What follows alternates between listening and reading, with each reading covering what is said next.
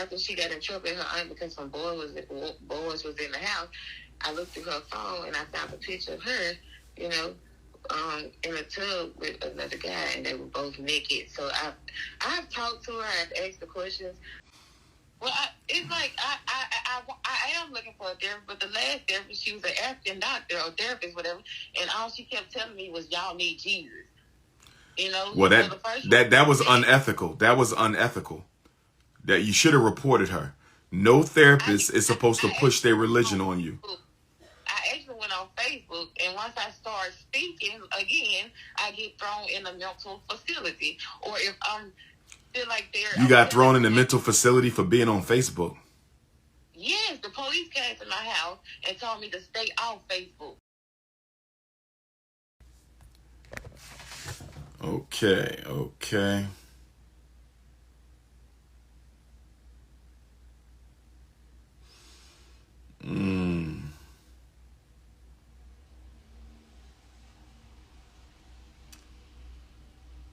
When are you coming back to DC? Working on it.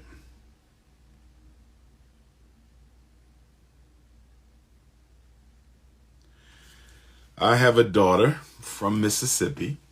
I spoke to her about everything in the book. Tonight I found out she's sneaking boys over.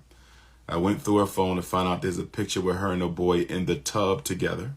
She's only 14. Where we're from, there's no activity, so as a parent, I do my best to keep them active. I'm looking for the best advice for discipline. I really do need answers for my daughter. I'll put her in communicate and had her talk to a counselor. Okay.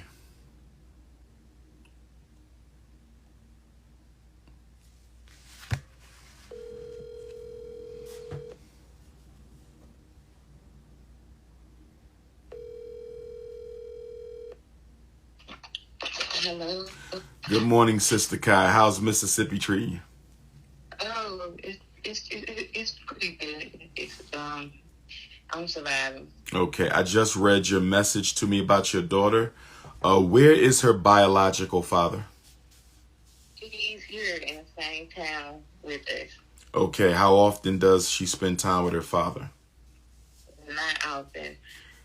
She needs her daddy. All this is thirsty behavior because she's looking for validation from a man, which should be her father. Remember, promiscuity in our girls is really about emotional and psychological validation. It's not about sex. It leads to sex, but it's not about sex. She needs to be validated. Her self-esteem is not where it should be. All of this is daddy issues. Her being in a tub with the boys, sneaking boys over. That's daddy issues. She may not even realize it. I have put her in community care for that because she tried to commit suicide, and she had a lot of suicide thoughts. Okay, the suicide. So that's even bigger stuff, which helps explain the risky behavior. Why do you think she's trying to commit suicide? Where's the hopelessness coming from? What's going on at home that has her wanting to commit suicide? Well, she said it was because of her dad. But hold on. There you go. Go ahead. I was also placed in and out of mental hospitals and stuff because of suicide. So I didn't know. Okay, I know about her dad, but I didn't know. Some say it's hereditary. It was because of me, because my mom was suicidal. I was suicidal. Now my daughter is like that. And I try to break the cycles or whatever, break the chains, but it's like nothing is really helping. But going back to the dad, what can we do for him to start spending more time with his daughter? Is he aware of the suicides? He is aware. Is he a responsible guy? Like what? He was doing a certain type of drug, and I don't want him alone with her too much, you know. But I do allow him to come, you know, take her to get something to eat or try to, whatever time he try to spend with her, I do allow it. I just pay close attention because sometimes he's not himself. Okay, she needs time with him. This thirsty behavior doesn't stop. Like you said, she said it was because of that. She wants her father's love. And if she don't get it, God forbid, she's willing to hurt herself, for not getting it. So this is all about him. So whether he's on drugs or not, of course she can't be around him when he's on the drug, but if he's a functional addict and he can spend time with his daughter, that needs to happen. You're not going to solve this by yourself because children have a natural need, to spend time with both parents. Has there been any sexual molestation? No. I spoke with. I literally just picked her up. It's at 2 a.m. It's 7 here, and from her aunts in another town, an hour away. And after she got in trouble with her aunt because some boys was in the house, I looked through her phone and I found a picture of her, in a tub with another guy, and they were both naked. So I've talked to her. I've asked the questions. I wanted honesty, and I want her to be truthful with me and not lie. But it's like the more I talk, nothing helps. I don't want to beat my child. No. This ain't got nothing to do with beating her, and this ain't got nothing to do with you questioning her, because you already know what the problem is. It's no need to question her. We know what the problem is. She doesn't feel loved by either parent, I believe. She's engaging in risky behavior. She's willing to harm herself because her life feels hopeless because she doesn't feel that either parent is investing in her. That's what this is. So we don't have to, go ahead. We don't have to interview her. We know what's going on. The question is, what are we going to do about it? I've tried. I've talked to a community care counselor. How many other does she have a therapist now? And I'm not blaming you, Queen. I'm not. Does she have a therapist now? Yes, she does. How often does she see the therapist? In school, they pull out of class. And No. Not no school. That ain't real therapy. Outside of school. School counseling is not real therapy. That's outside of school, who does she have? She needs a therapist outside of school, private. Okay. The people from community care outside of school, they come to the school also. So actually, it's 3 times a week. You're talking about the behavioral. She gets wraparound services, right? Uh-huh. I don't think that all they care about is money. Yeah, she needs another therapist. You need to find her someone else. How long she been with that community care therapist? It's going on a year and a half. A year and a half, and she still got her problems. You know what that means? They're useless. So you need to tell them you need another therapist. But what you really need to do is Google black psychologists, black therapists, black social workers, black counselors in your area. Call them up. Ask them if they take your insurance. If they don't, how much will they charge out of pocket? Most counselors, therapists, psychologists, clinical social workers, they have a sliding scale. So, they'll work with you. But you need to find her somebody privately. That therapist that comes to your house, she probably got 20 other clients. It's all about money. They're not and you got to get a new one anyway. So with the community care, you need to call them and say, we need a new therapist. This one been with my daughter for a year and a half. I'm not seeing no benefit. We should have been dropped them after 6 months when we didn't see any benefit. Remember, with therapy, it's all about goodness of fit. It's not just my daughter got a therapist. No. Is the therapist working with you? Is your daughter benefiting from the therapist? If the child isn't benefiting, you got to switch them out. And it's time for you to switch that one out. But what I'm saying to you, them behavioral health companies, because I used to work for them, they care enough. They all about money, so, and they be taking on a lot of cases. It's about money. So what you need to do is, in addition to changing her therapist with community care, you need to find you a psychologist, a counselor, a social worker, or a therapist on your own by, getting on the internet and seeing, what they would charge to come and talk with your daughter once a week or once every other week. Like, I have done that. That's what I was trying to say. I have done it. So where's the outside therapist?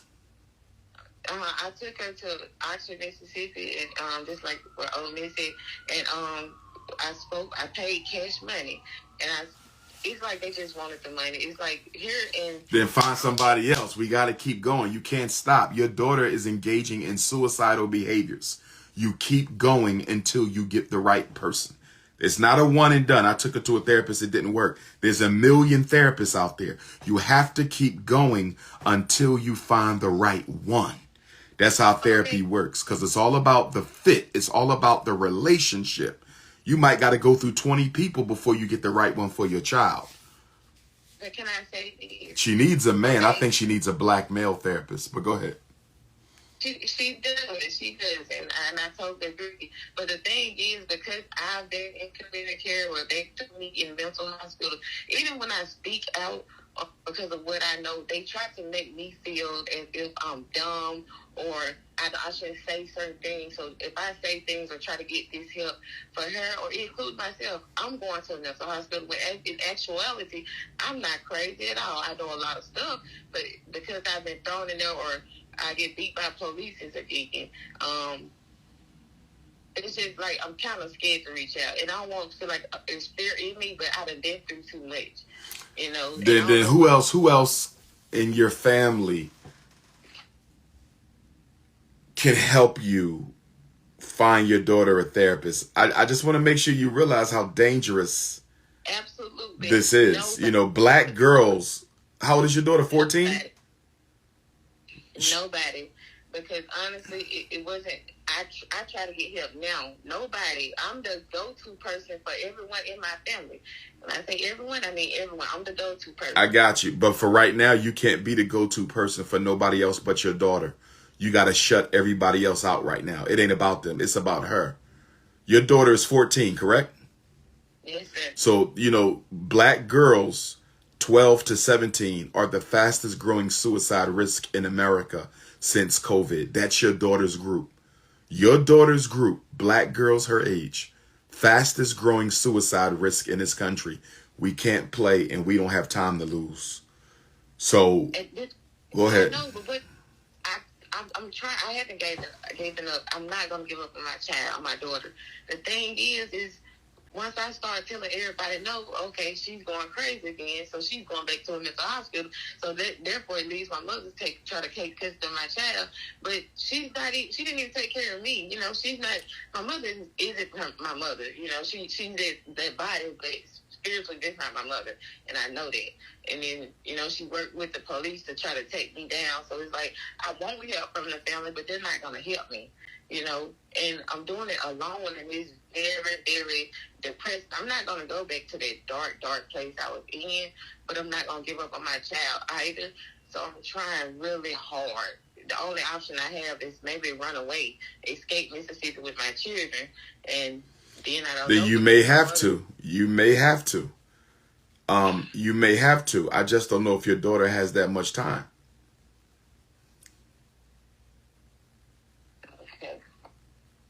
You know,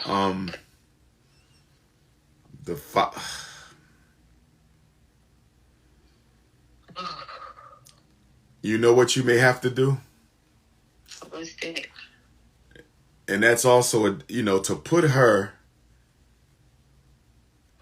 in foster care, that opens up other risk factors as well. Sex trafficking, abuse, they'll likely put her in a group home. But here's my question. Where is she safer at? Because if you have no control over her at all, it may be safer for you to contact child services and say, I'm not able to properly care for my daughter at this time, and she's engaging in high risk behavior, and she needs to be placed in foster care. That may be safer than your home right now, because it sounds like she's doing whatever and you're not able to really provide her with the supervision that she needs. So my question to you is, what would be safer? Her staying with you, doing what she wants, or you putting her in foster care? Because I don't want that girl to end up getting kidnapped into sexual trafficking, because I don't know what I fear more right now. Suicide, sex trafficking, or her ending up with an incurable STD. Those are my three concerns for your daughter. Suicide, sex trafficking, incurable STD. And so, again, my question for you is she safer with you, or do you need to call child services and place her in foster care? Honestly, in my heart, spirit, no, she's safe with me. Here's where I'm at. The whole plan is to keep me in a lower state of mind so that they can take what's close to me to her more. Now, on the spiritual level, it's like she's being so. Now, let me update. On top of those things you said, the three things with her: suicide, kidnap, or Let me ask you a question. She ain't got no aunts or uncles that have a better living situation who she respects and could go live with? She does, but again, on my mom's side, I think everybody.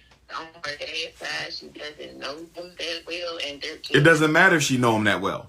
It don't matter if she know him that well. Is there someone on the father's side who will take her in? Or someone on the mother's side who would take her in? It's not about convenience. It's not about preference. It's about survival. I promise you, I have reached out that she is on. Same with me. You know, it's like I try to break these chains. You know, I was supposed to be kept quiet. They was paid to keep me quiet because my father was married. So with her, it's no situation where getting paid. They just not have nothing to do with her. I reached out. I even just tried to talk. Even I go to the house.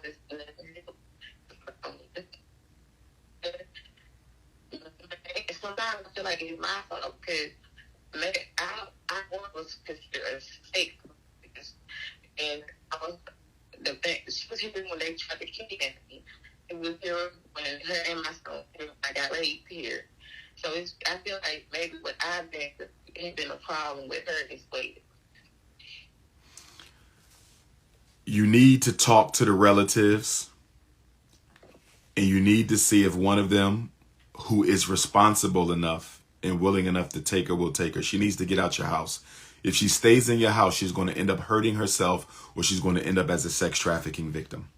She got to get out your house. So whether that's to a relative or whether that's to foster care, she has to get out your house. Okay, what is it about my past? Say that again. What is it about my past? It doesn't sound like she likes being there, and it doesn't sound like you have enough control over her behavior.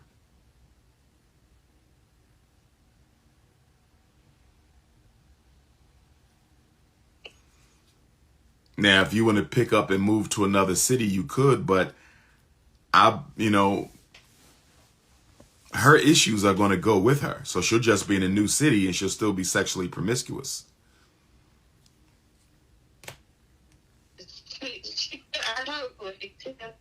You're breaking up, Queen. You must have went to an area without good reception. You're breaking up a little bit. Yeah. Go ahead. Okay. She tells me sometimes I'm a little overprotective or too strict on her because I don't let her go with her friends.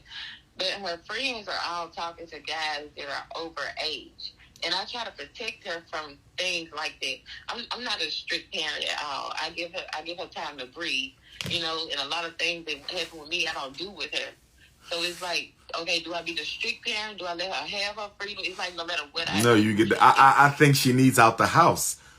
Y'all have a relationship issue. Okay. Her and the father, she's not happy there. She needs to get out the house, or y'all need to go to family therapy. But it don't seem like you too motivated to find another therapist, and we don't have time to lose. Every day is a risk here. Well, it's like I am looking for a therapist, but the last therapist, she was an African doctor or therapist, whatever, and all she kept telling me was, "Y'all need Jesus." Well, that was unethical. That was unethical. That you should have reported her. No therapist is supposed to push their religion on you. I actually went on Facebook, and once I start speaking again, I get thrown in a mental facility. Or if I'm feel like they're... You got thrown in a mental facility for being on Facebook? Yes, the police came to my house and told me to stay off Facebook. The police came to your house and told you to stay off Facebook? Yes, sir, I promise you. Yes. Every time I try to speak up, I got beaten by them. This is what I'm telling you. My children was here. I got the videos on my Facebook Live. It's like they're threatening me. Like, it's basically like a torture ritual or something is crazy going on. I don't want to speak too much because it's a little fear in me because of what could re-happen. So when I speak, I'm in trouble. They use my kids to try to take them away from me to keep me quiet. You get me? I hear you. I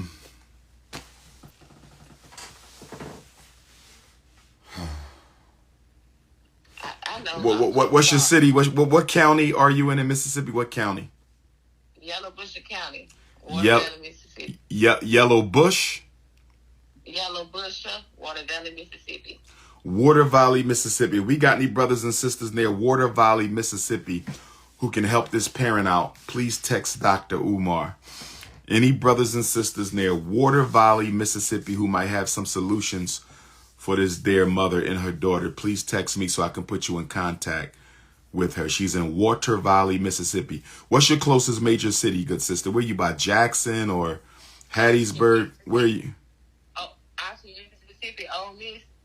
Near Ole Miss. And Ole Miss is in what town? Oxford. Oxford, Mississippi. So you're not, how far are you from Oxford, Mississippi? 20 minutes. 20 minutes from Oxford, Mississippi and Water Valley, Mississippi.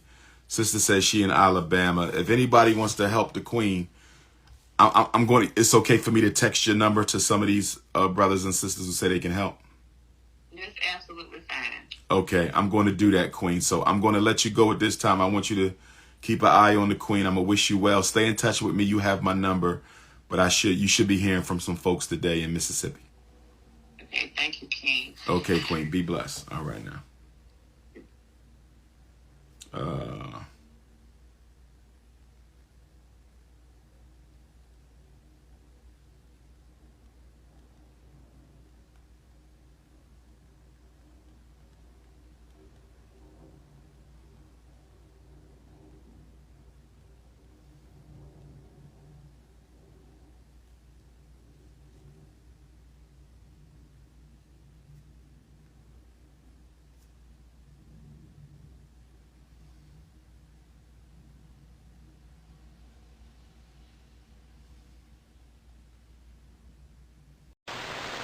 What y'all got to say? Black queens forever. That's right. That's right. Wait. What's the best HBCU? HU. What's the best? HU. What's the best?